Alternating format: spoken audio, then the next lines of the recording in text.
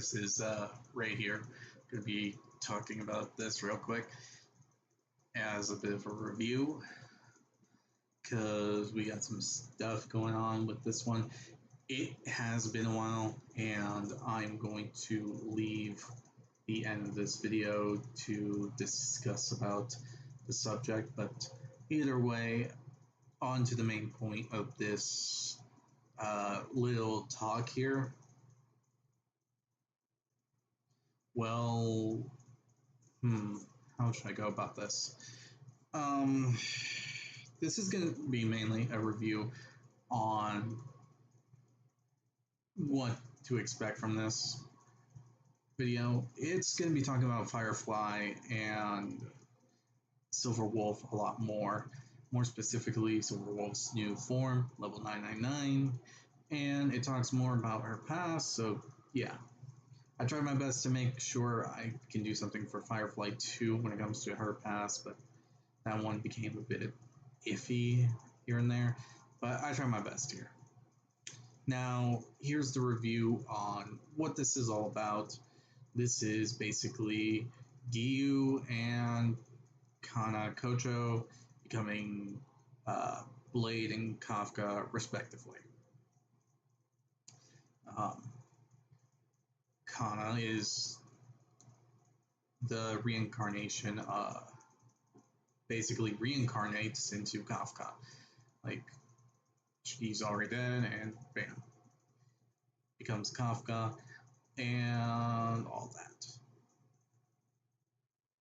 And when it comes to Blade, Giyu, after the canon storyline of Demon Slayer, basically decides to spend his last year alive to travel around, find the Zenju.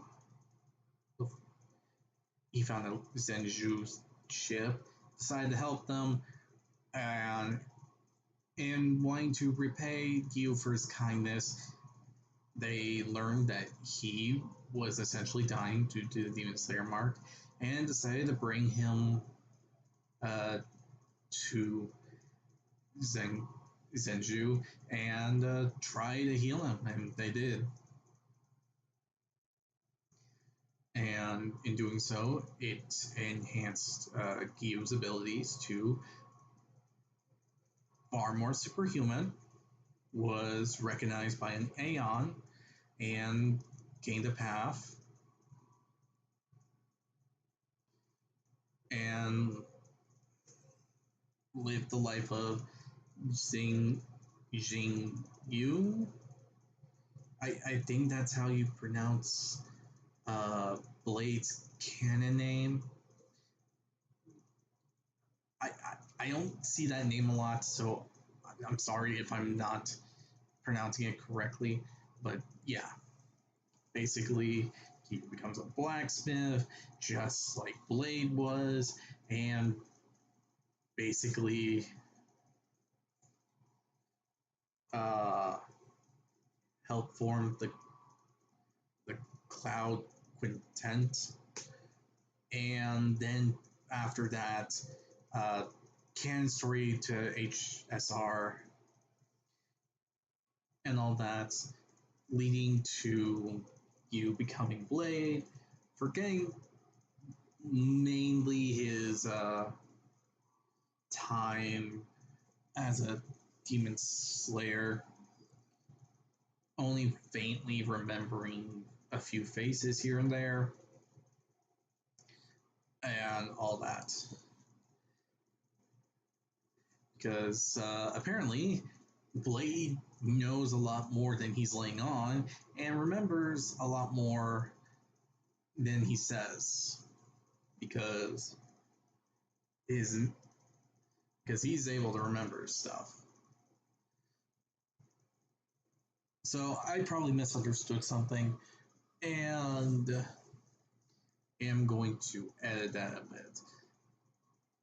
We're going to talk next about the next video on a later date, because I want to do one last thing involving the subject of this topic before going to any other topics.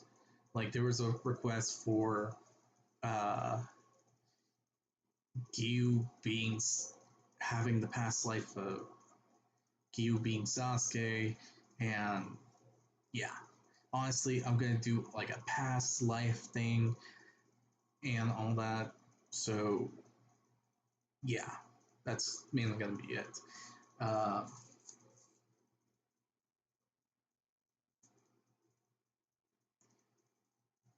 and unlike everything else in this, it's probably only gonna be one video that when I go to that subject.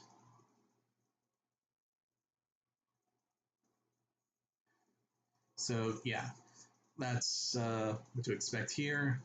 Um, if things seem off when it comes to clips and all that, the thing is that I tried to make sure everything was in order, but some of the clips probably don't match with the timeline and all that. So yeah, just a fair warning there. And yeah, with this all said, not much else to really say. So enjoy the rest of this video. First off, we got uh, Fireflies, anything related to Firefly, and then after Firefly is going to be Silver Wolf, and after that is going to be a few extra things. So yeah, be on the lookout, and hope you enjoy this video.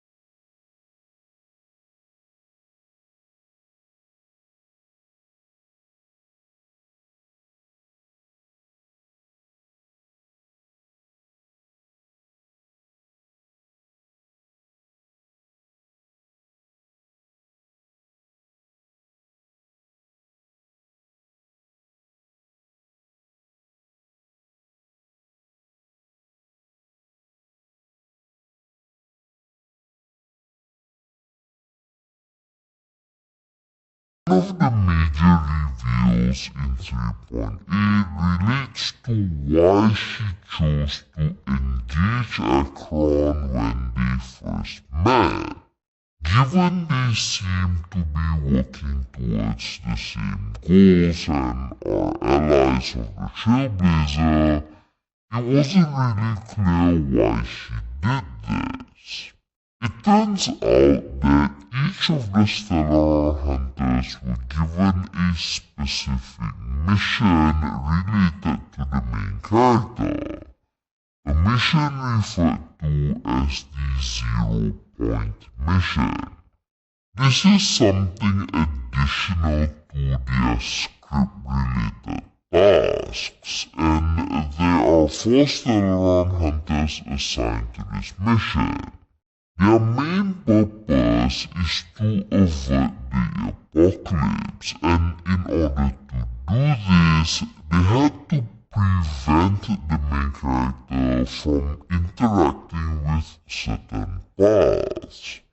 Firefly's mission was to ensure that the Trailblazer was not tainted by nihility, as it's implied this would cause a catastrophic chain of events.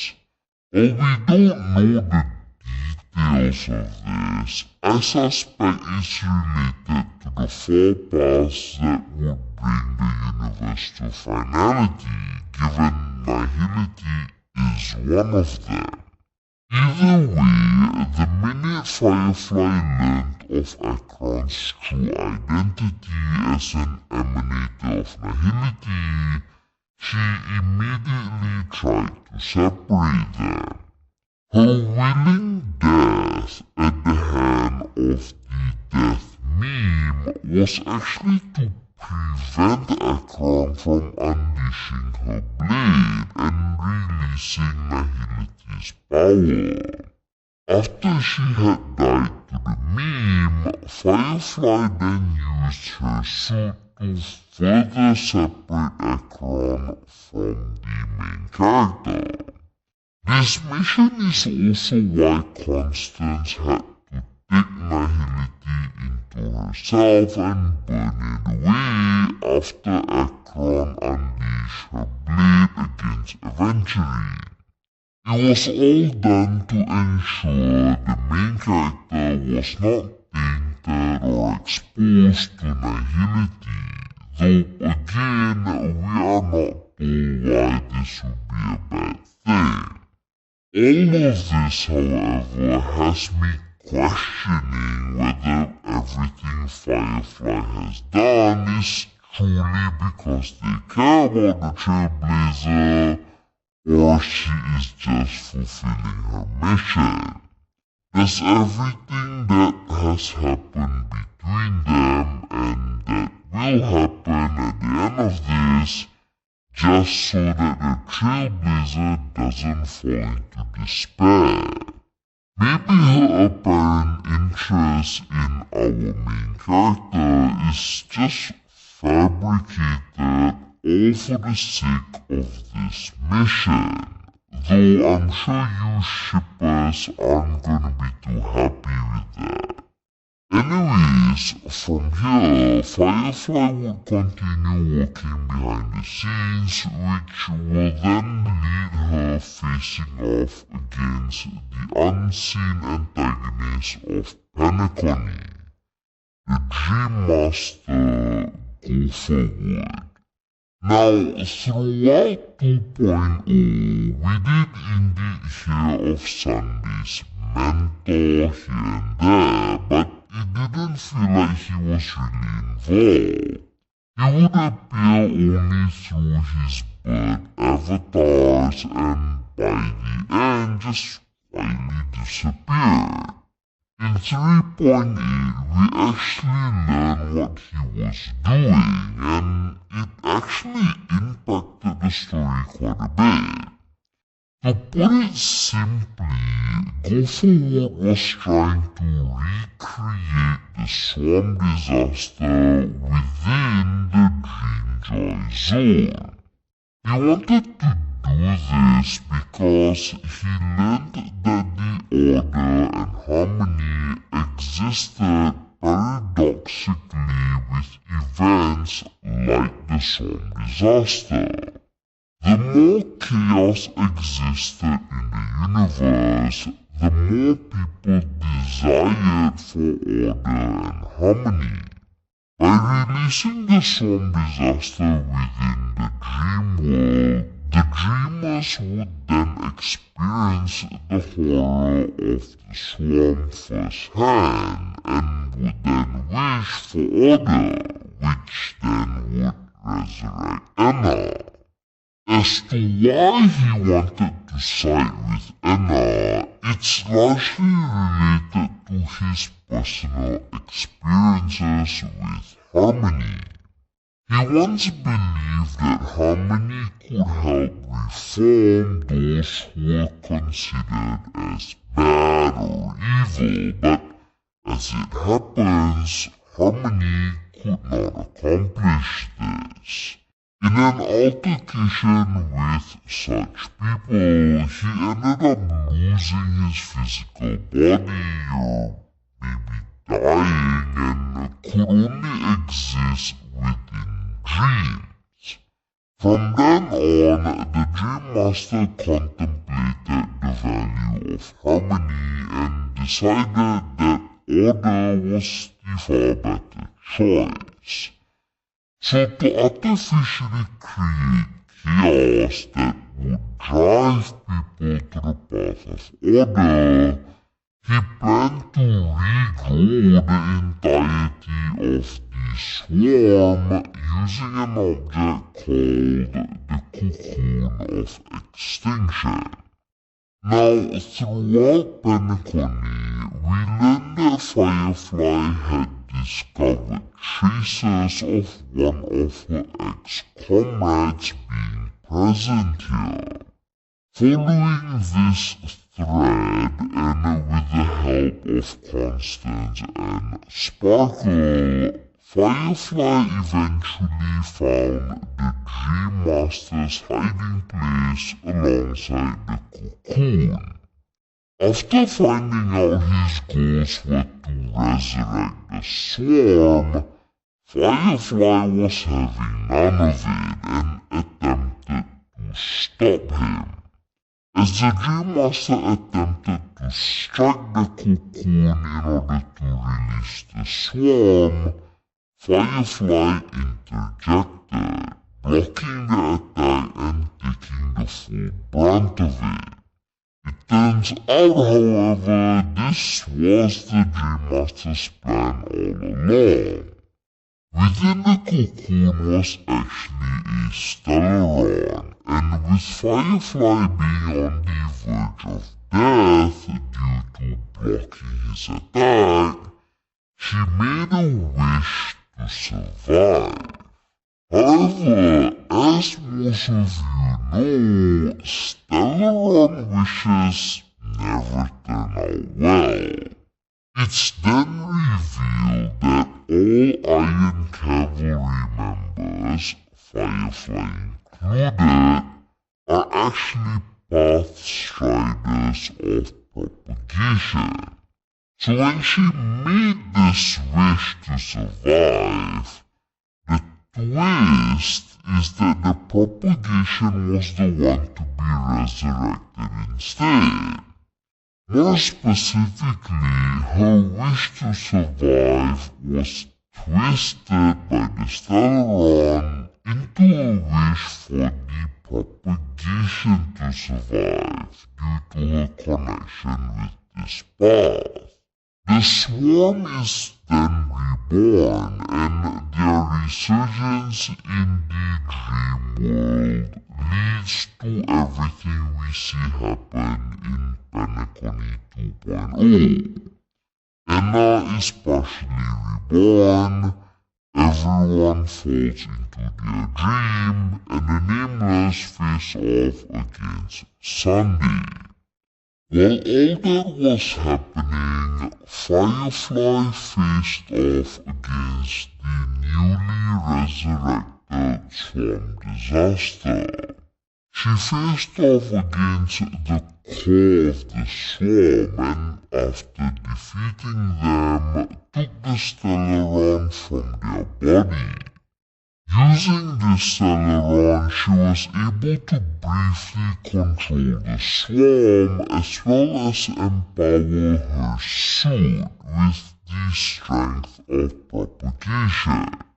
This allowed her to tear a fissure right to the main character in order to rescue them, but it ultimately led to her second death. While it might sound like I'm downplaying her role here, Firefly was actually instrumental in defeating Sunday, despite her not being present at the final battle.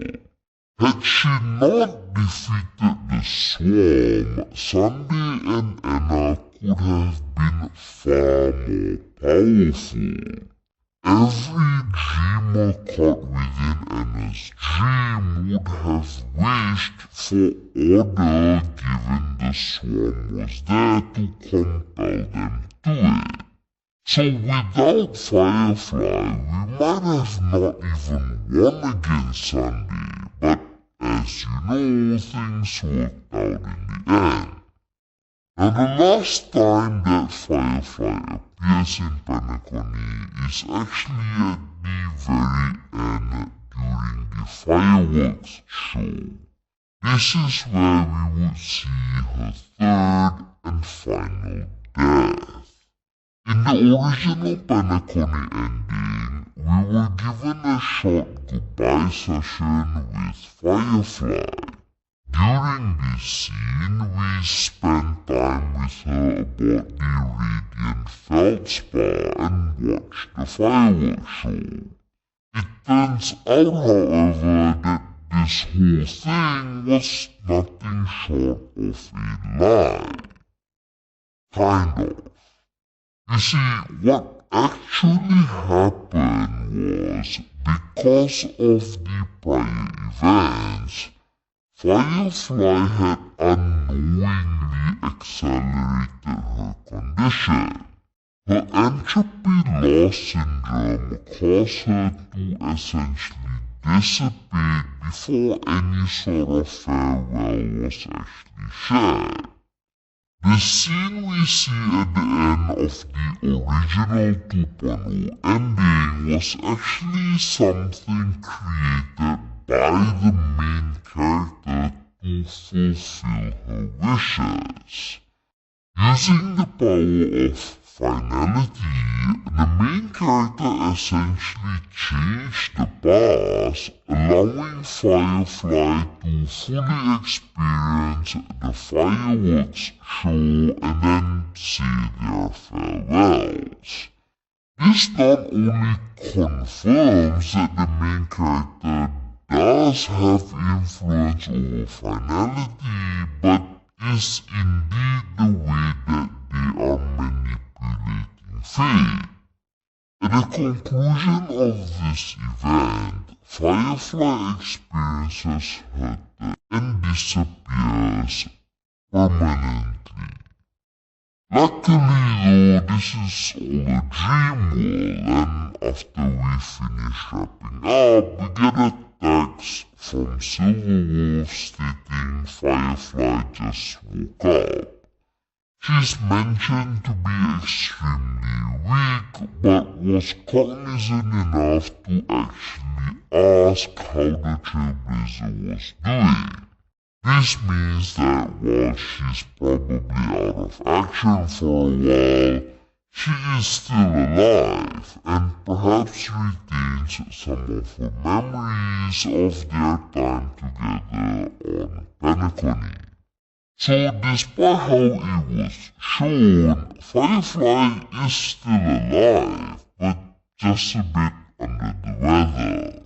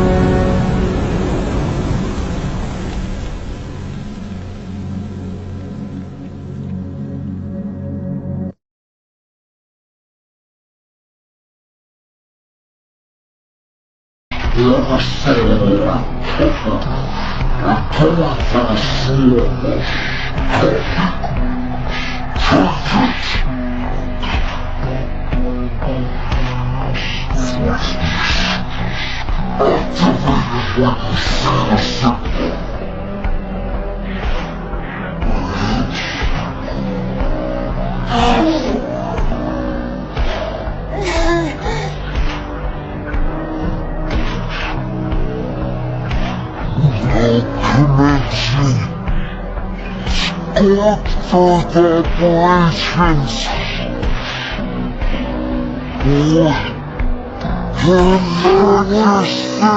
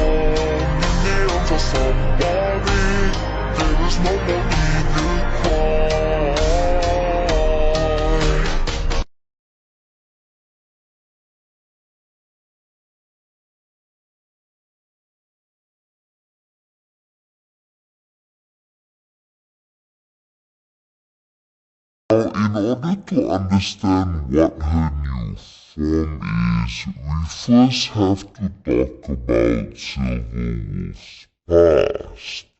While most of you know her as the Punk-Lodian hacker who is an expert ether editor, there is actually so much more to her past. Most of her backstory is spread out across a couple of trailers specific to her, as well as parts of the 4.2 story, so I'll be referencing those as we go through this. Silverwolf's obsession with levels isn't just a gamer thing, but rather a social construct embedded within every Punk-Lodian citizen. On this cyber-esque planet, every individual is born with a cartridge that determines their capabilities, social standing, and even future potential. These cartridges act as a proof of identity, and the levels contained within them denote individual worth. In the Beginner's Guide trailer, we learned that Silverwolf was born on Punk-Lord as an illegal infant.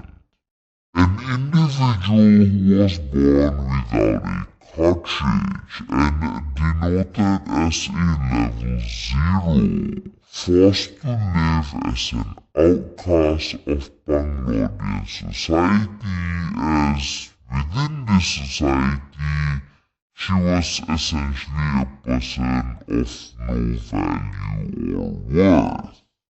That is until she found a blank cartridge.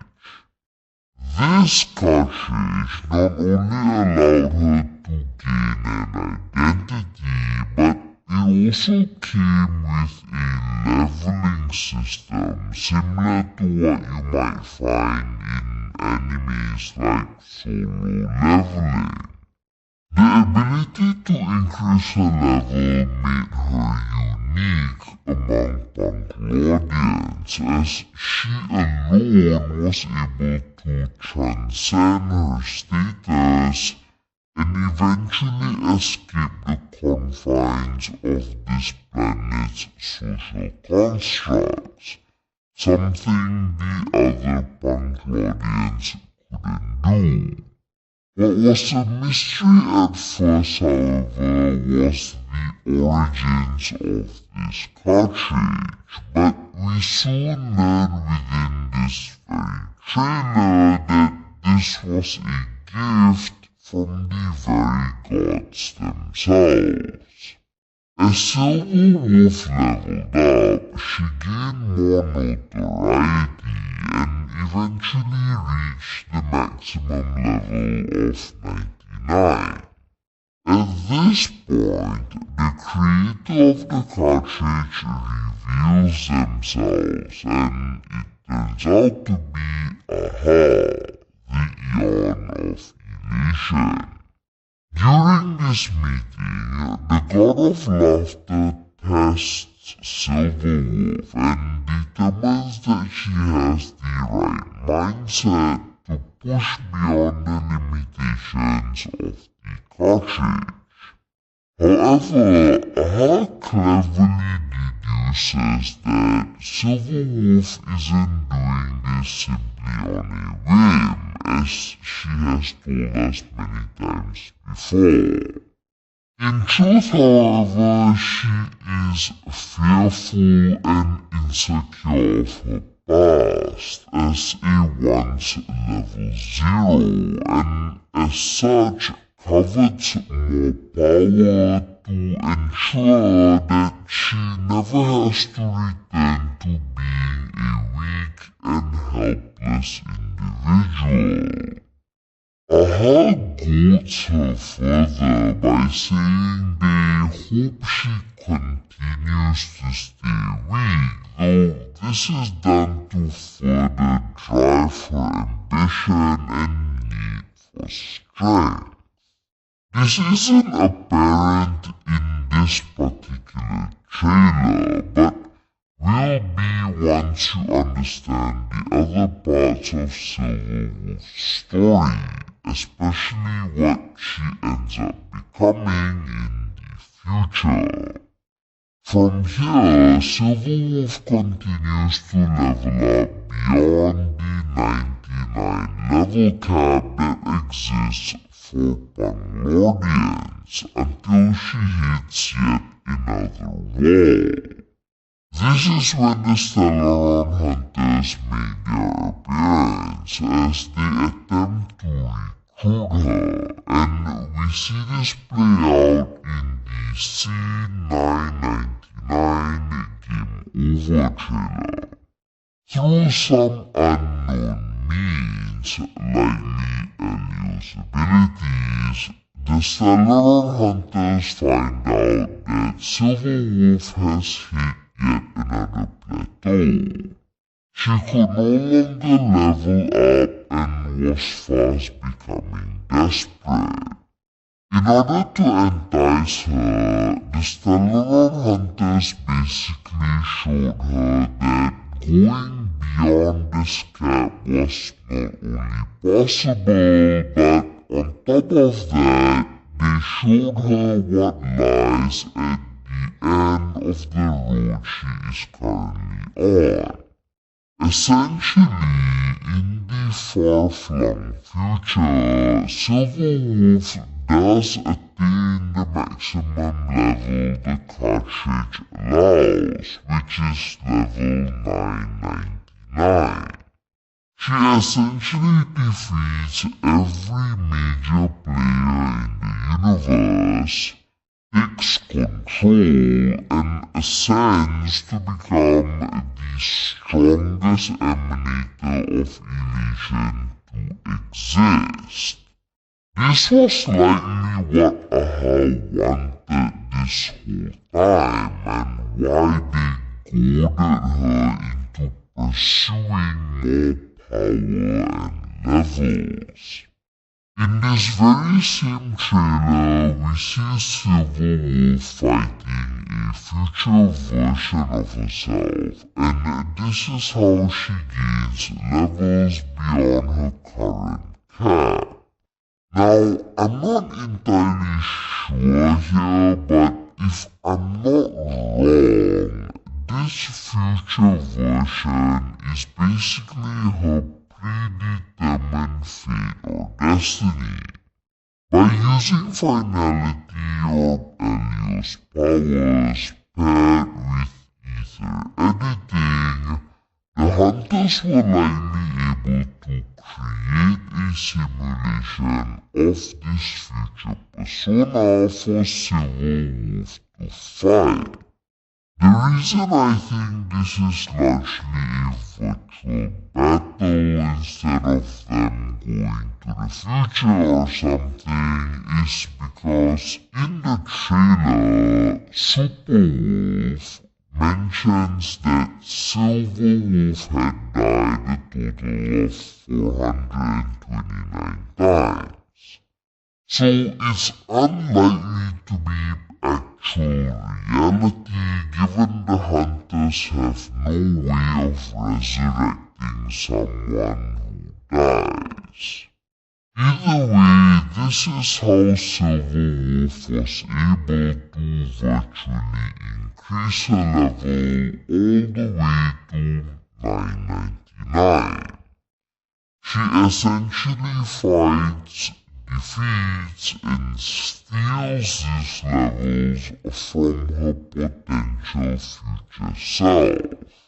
The power and data gained from this fight is kept separate from Silverwolf herself within the cartridge she previously used.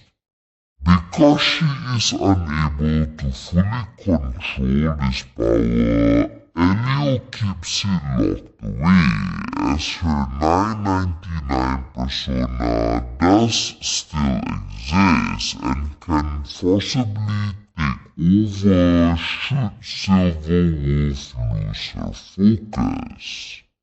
We sort of see this happen in the animated short Is This Game Even Playable?, where Silverwolf uses her 999 cartridge to face off against Skrull.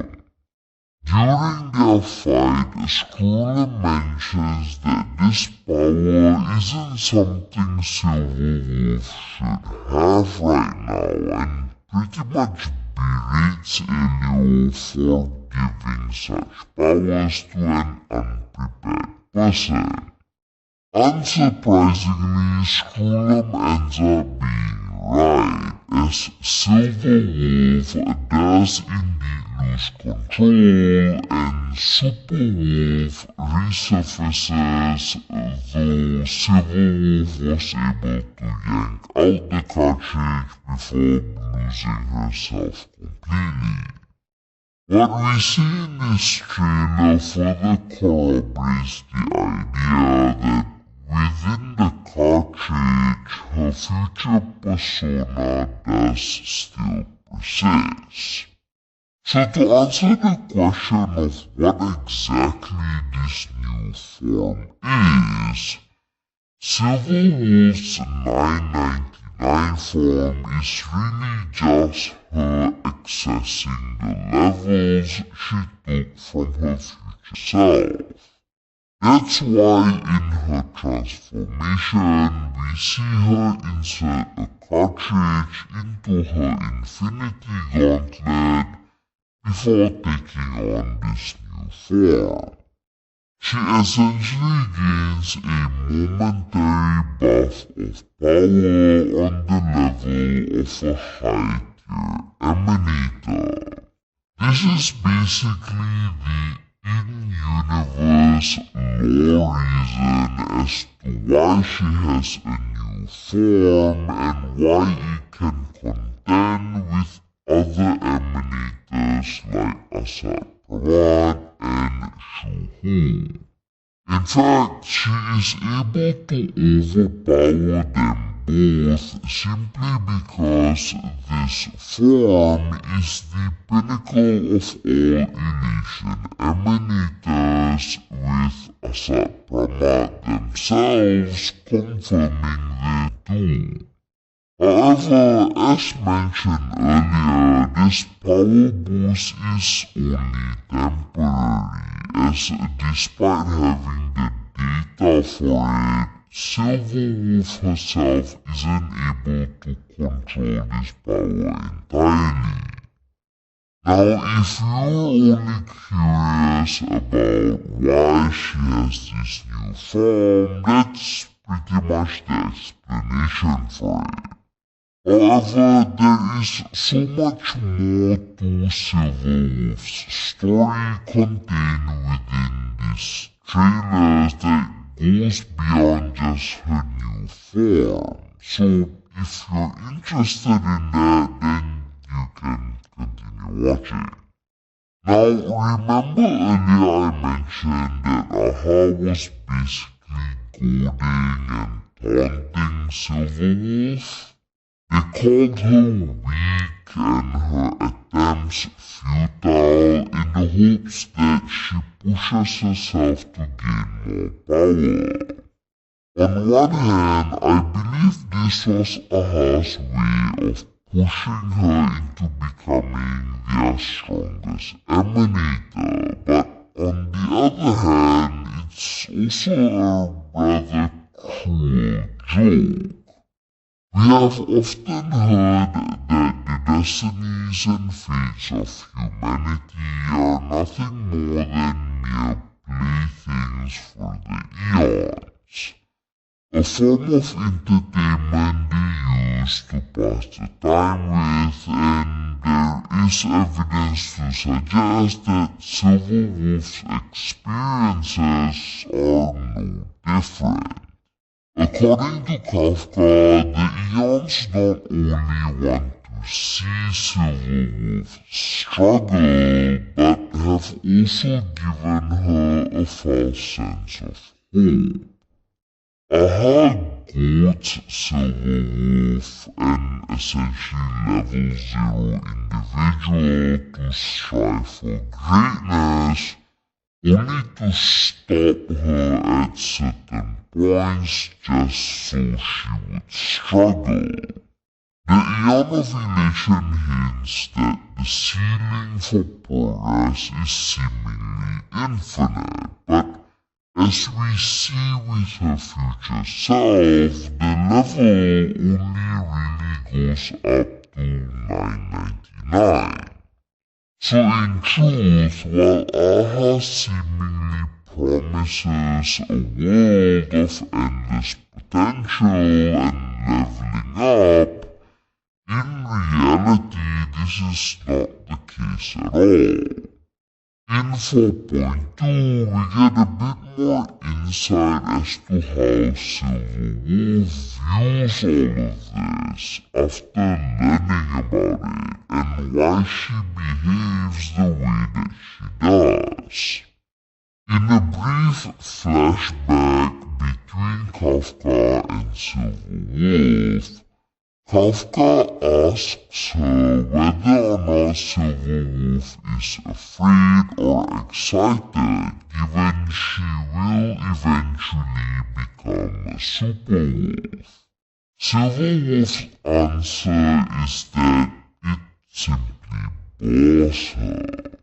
Now, this might seem like a typical Silver Wolf answer, but her apathy isn't coming from a place of disinterest. In truth, it's just her futile attempt at controlling her own fate. Silver Wolf's logic is that as long as she is feeling bored, it proves that she has not yet become her future self, as Super Wolf essentially became who she is, driven by her need for entertainment and power. As such, Silver Wolf acts in the opposite manner to Super Wolf, never allowing herself to get excited or to hope for something better, as she knows how things will ultimately end. For all her struggles and suffering though, at the end of the day, she is still stuck within the fate weaved by the gods. It is precisely this realization that opens her up to working with the hunters, whose sole purpose is to change their very destinies. Kafka herself tells Silver Wolf that to go beyond level 999 is to breach the domain of the gods, and if she can accomplish this, it also means that she won't turn out like Super Wolf did.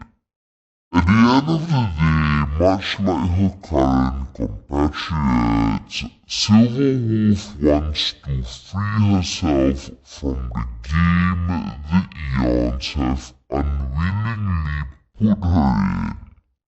Now, all in all, Silver Wolf's story and struggles are similar to those of the other Stellaron hunters. They each want to change their fate and refuse to become Destiny's slave. Silverwolf is shown throughout these trailers and stories so far to be a tenacious and incredibly strong-willed person. She has had to overcome a tremendous challenge to get to where she is, but at the end of the day, her life isn't truly in her own hands. The leveling system was nothing more than a sick and cruel joke that gave her a false sense of hope, which further burdens her with a meaningless future. The origins of the hunters are all tainted by suffering, which makes me root for them that much harder. I do hope that by the end, Enyo and the rest of the hunters do end up winning and bringing this pantheon of cruel and immature gods down to the ground to be trampled on by the creatures that they have toyed with. But that's a story for another time.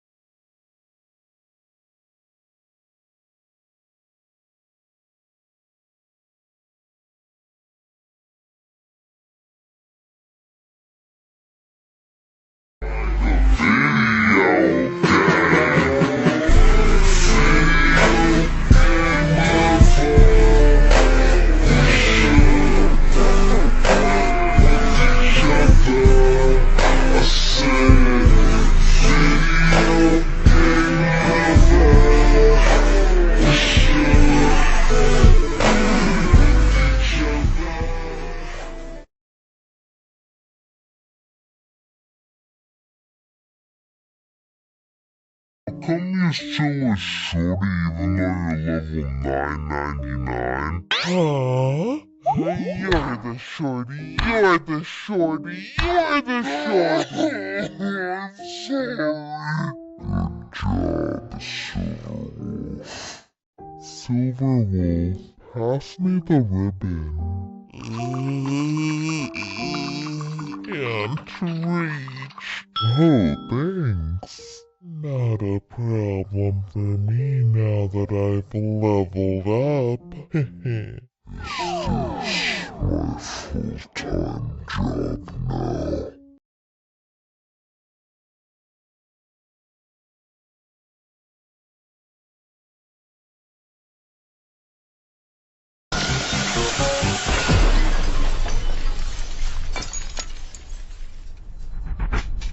It's a living thing too.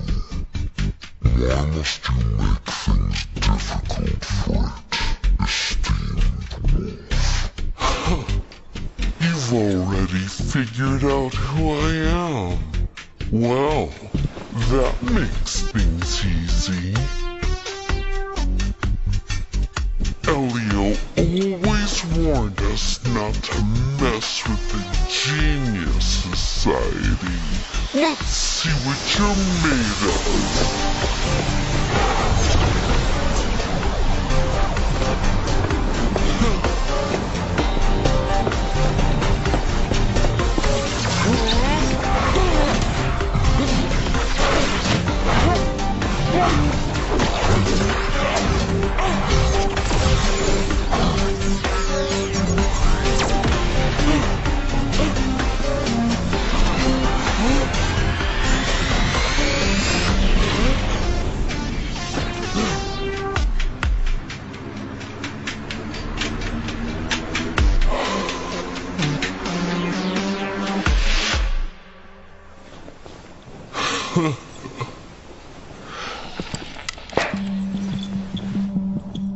Not bad.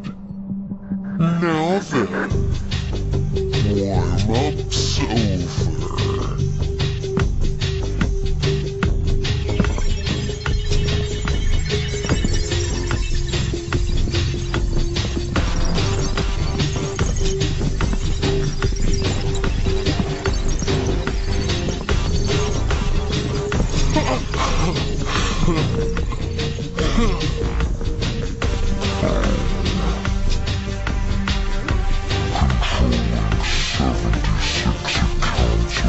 once. Miss Silverwolf's APM is truly incredible.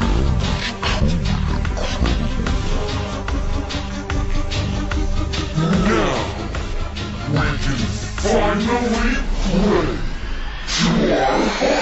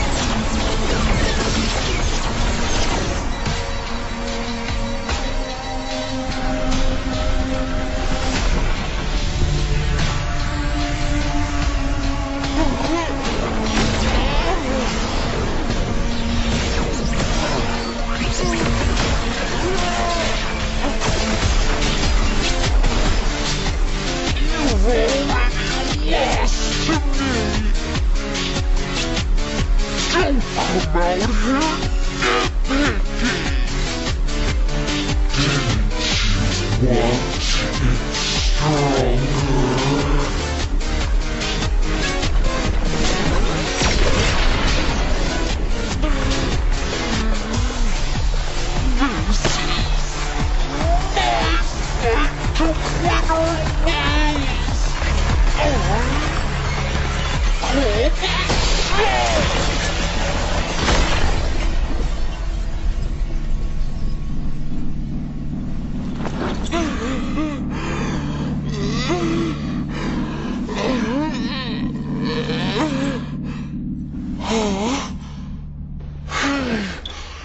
Don't tell me you actually died! Huh?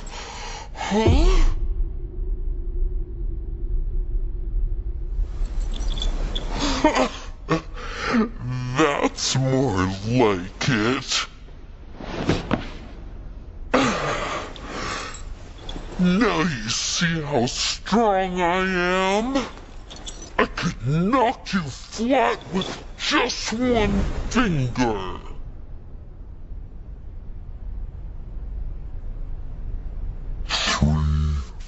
Huh?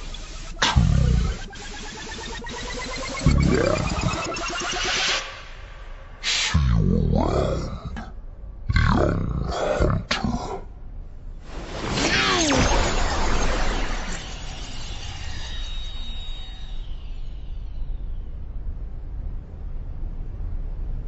After all, I am the administrator here.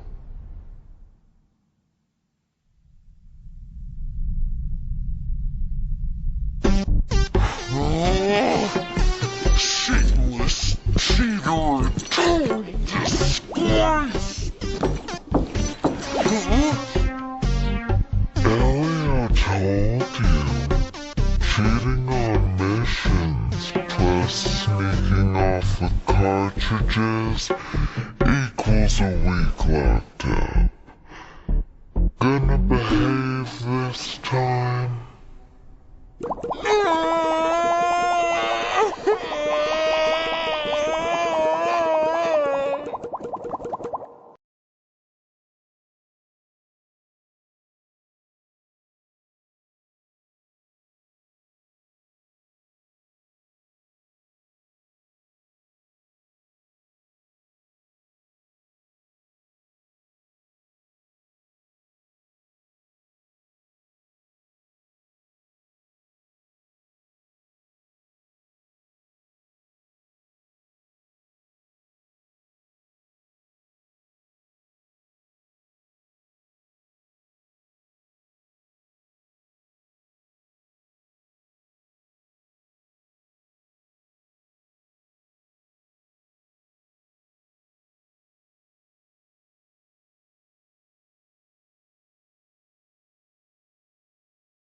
You do what you want, days are over.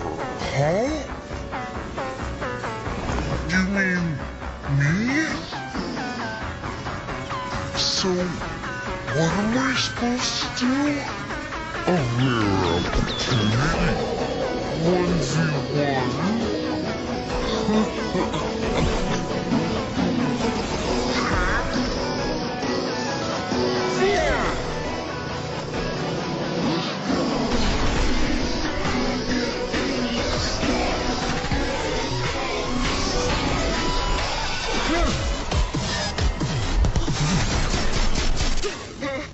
Let's play.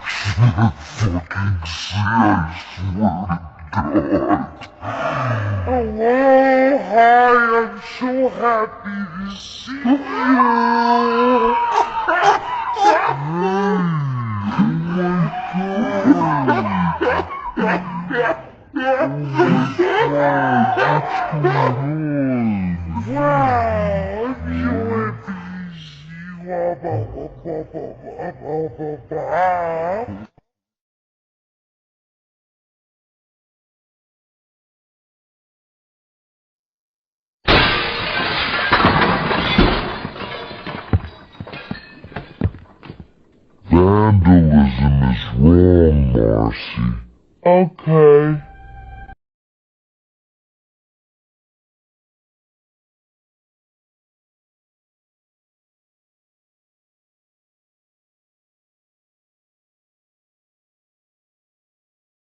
Little cat dancing on my shelf. Can you walk me no mama bear? Little cat talking to yourself.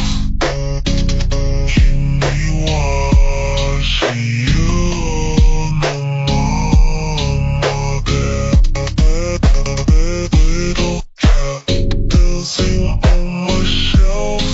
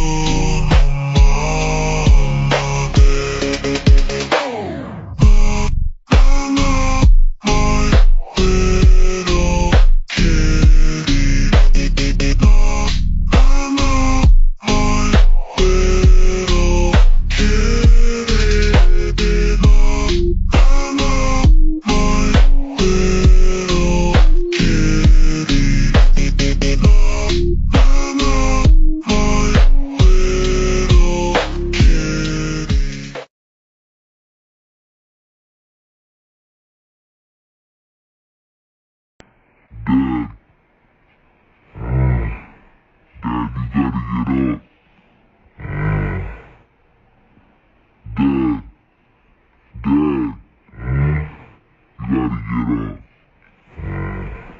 Dad!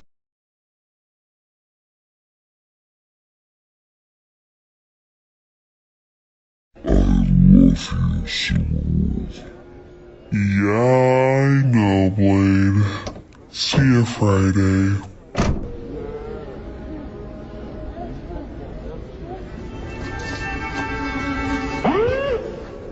You gotta say I love you back.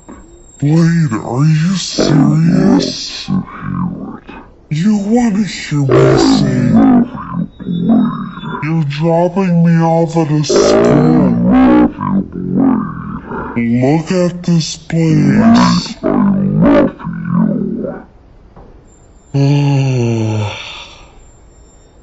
Blade, I love you.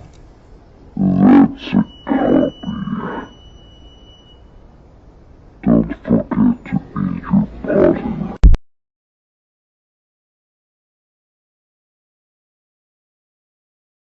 So, how about it?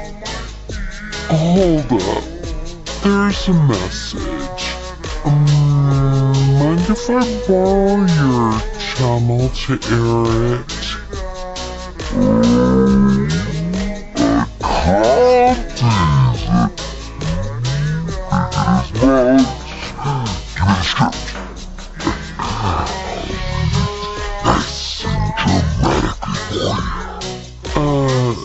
That won't be necessary. I'm just helping a friend relay a message. Let me take a look. To the esteemed Mr. Blade.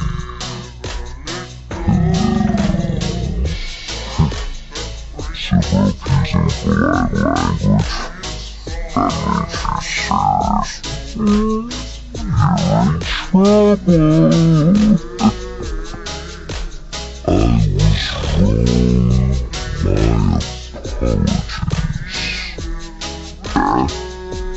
I shouldn't have stayed out all night gaming.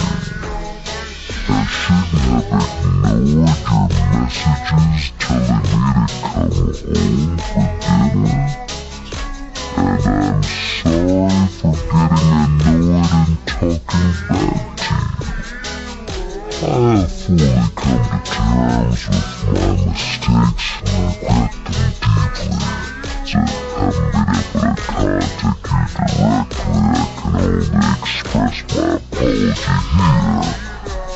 I hope you'll forgive me and disable my anti-addiction. This videos. Don't tell me it's actually. Shut it!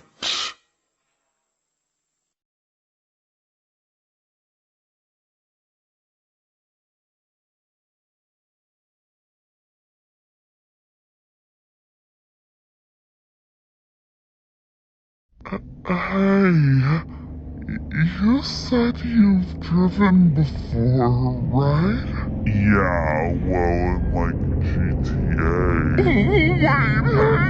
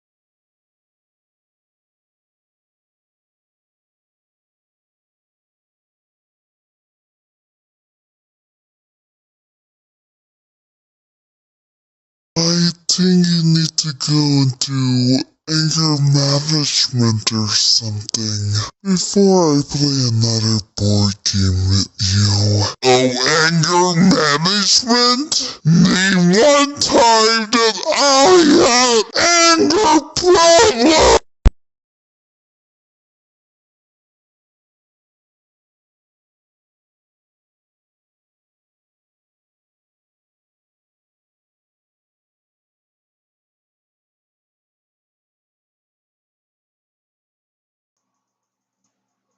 Okay, now I think everyone saw the beginning part, and hopefully they remember everything that I said there.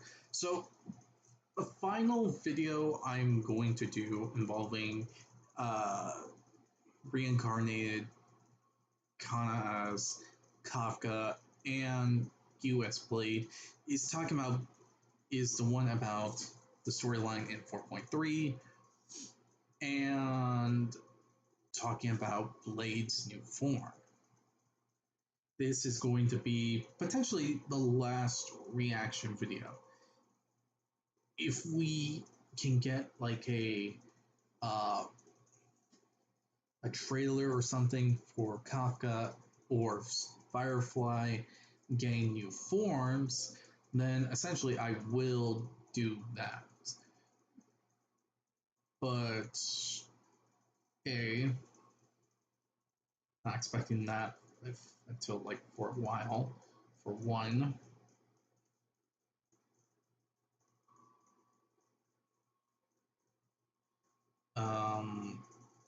two, uh, yeah, it's just gonna be a long while thing. So I might do that in the future if you guys want to see that. If it does happen where Kafka and Firefly gets new forms. But for now, this will probably be the last video that will come up. If you guys want to see this. Basically, Blade's new form. They're going to see uh, well, how he became his new form, and probably some extra stuff, in all honesty. It's not going to be the longest video, mind you, but it's going to be something.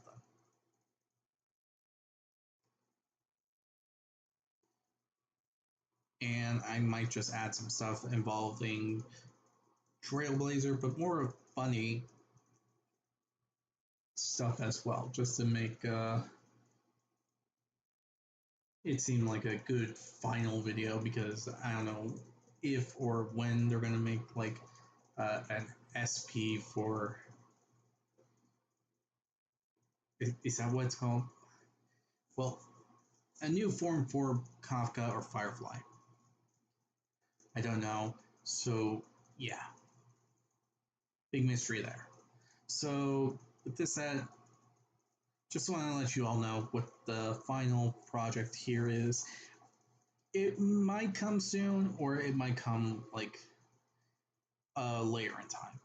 Like it took me this long just to make the Silver Wolf and Firefly video, so I don't know how long it's going to take me for this one. So I hope you all enjoyed this video nonetheless. Like, comment, and subscribe, and I'll be sure to see you on the next one. Bye, everyone.